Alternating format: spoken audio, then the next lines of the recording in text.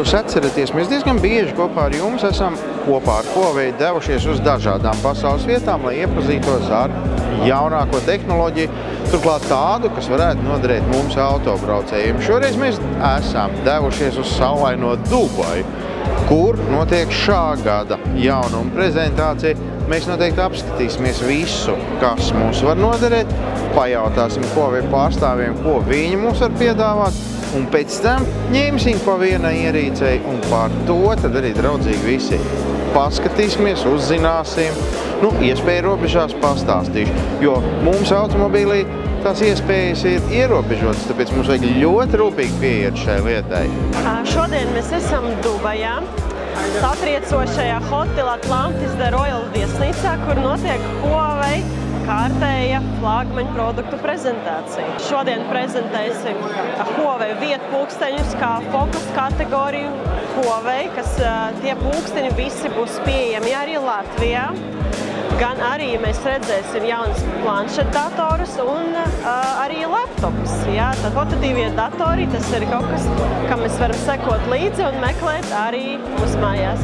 Un 5 minūtes kopā ar jums pastīsimies, kas tad īsti ir. Un pie viena pajautāsim Huawei pārstāvjiem, ko viņi šeit rādīs un kāpēc viņi mūs uz šejieni ir atveduši.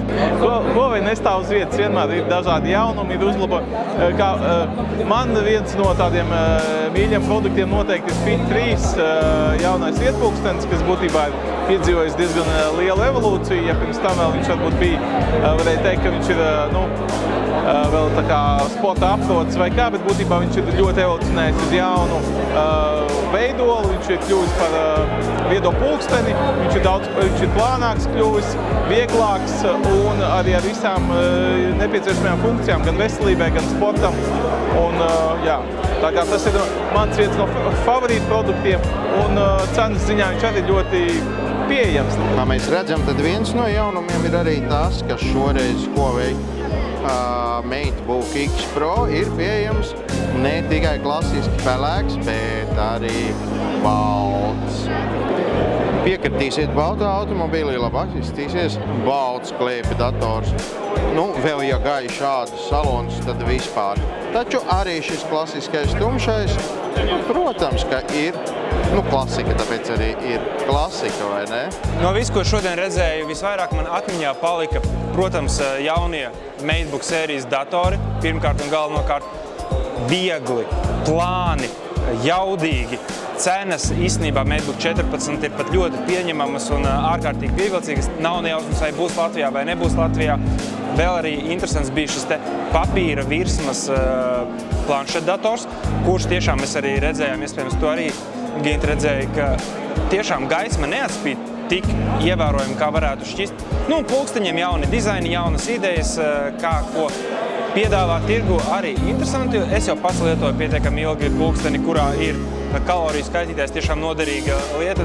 Tiesa uz mani vēl tā pilnvērtīgi nedarbojās, bet cerība, kā saka, nemirst. Arī Huawei MateBook 14 ir pieejams ne tikai klasiskajā pelēkajā, bet arī tādā koraļu zaļajā.